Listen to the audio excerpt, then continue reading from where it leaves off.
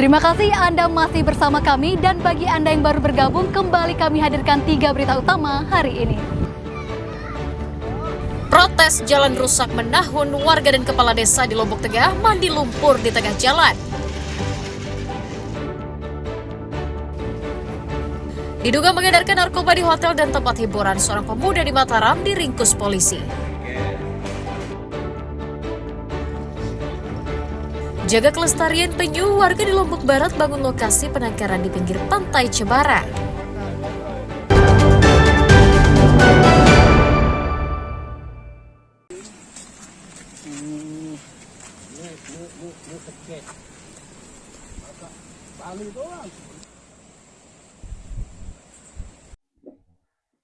Sejumlah petani di Desa Kuripan Utara, Kabupaten Lombok Barat mengeluhkan terbatasnya stok pupuk subsidi memasuki musim tanam ketiga pada akhir tahun ini.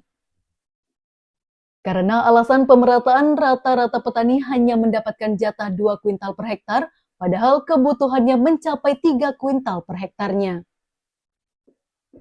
Akibatnya mereka terpaksa membeli pupuk non-subsidi dengan harga jauh lebih mahal hingga Rp800.000 per kuintalnya. Padahal pupuk subsidi dijual mulai Rp400 hingga Rp450.000 saja per kuintalnya di pengecer. Selain pupuk yang terbatas, mereka juga menyoroti mahalnya harga obat tanaman yang semakin membebani biaya produksi. Petani meminta Pemda menjamin ketersediaan pupuk serta mengontrol harga obat dan bibit tanaman di daerah. Pupuk ini gimana Pak? Pupuk ini Masih mahal ya, masih mahal, ya. terima ya subsidi? Iya, ya. Berapa dikasih Pak jatah? Jatahnya di 3,5 kuintal. Kalau menurut Bapak berapa kuintal bisa cukup itu? Seharusnya 4. 4 ya? Ya. Petani berharap Pemda mengusulkan penambahan jatah pupuk ke pemerintah pusat agar dapat mengurangi tingginya beban produksi pada musim cuaca ekstrim saat ini. Hairul Amri dan Riyadi Sulhi melaporkan dari Kabupaten Lombok Barat.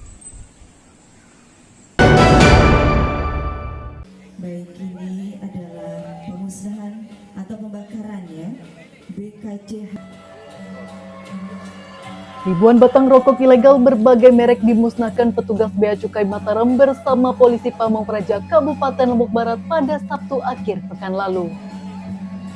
Rokok yang dimusnahkan merupakan hasil operasi dan penindakan di sejumlah distributor berikut para dagang di sejumlah pasar dan toko di Lombok Barat selama 11 bulan terakhir. Selain rokok ilegal, polisi juga memusnahkan 115 kg tembakau iris yang dijual bebas tanpa mengantongi izin dagang. Pemusnahan dilakukan sebagai tindakan tegas untuk mencegah peredaran rokok ilegal yang dijual tanpa izin dan menimbulkan kerugian negara. Kita memang harus bersama-sama menggempur rokok ilegal ini karena paling tidak pertama bahwa dari sisi kesehatannya pasti dia tidak terjamin ya. Yang kedua, kalau ini terus beredar akan merugikan negara karena tidak membayar cukai. Yang berikutnya tentu akan makin maraknya black market ini yang kita hindari. Makanya harus kolaborasi semua pihak untuk mencegahnya itu terjadi. Selain mengawasi para pengecer, pihak Bea Cukai juga memperketat pengawasan di pelabuhan dan bandara. Hasil penindakan ini kita lakukan pemusnahan. Tidak kemudian mungkin ada informasi-informasi ternyata dimanfaatkan kiri kanan dan segala macam, tidak. Inilah adalah salah satu bukti keterbukaan informasi publik, apa kinerja dari teman-teman Kasatpol PP dan apa ya tentunya bersama kami. Plus sekaligus edukasi dan sosialisasi pada masyarakat. Nah, kami juga minta tolong pada teman-teman media untuk bisa mengamplifikasi ini supaya kemudian ini semakin tersebar bahwa begitu berbahayanya sebenarnya rokok. Pemda mengajak warga turut mencegah peredaran rokok ilegal sebagai upaya meningkatkan pendapatan daerah serta sebagai edukasi kepada masyarakat untuk mematuhi aturan hukum. Dari Kabupaten Lombok Barat, Awaludin dan Riyadi Sulhi melaporkan.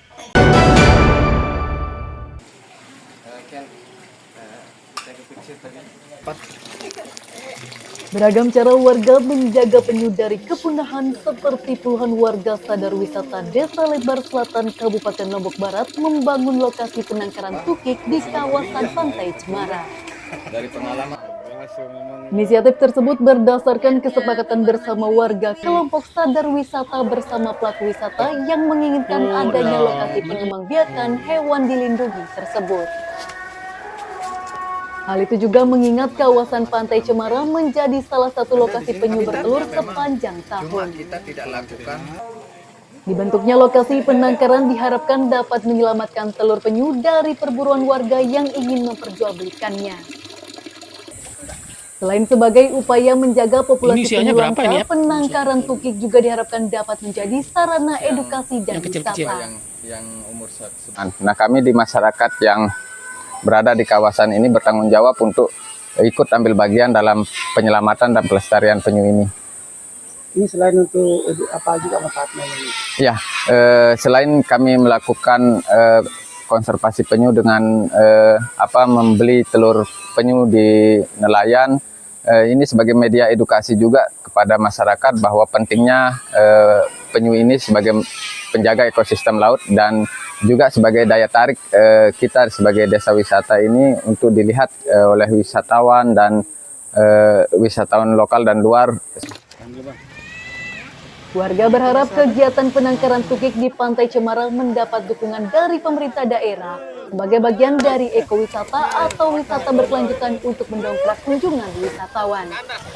Hairul Amri dan Riyadi Suhi melaporkan dari Kabupaten Lombok Barat.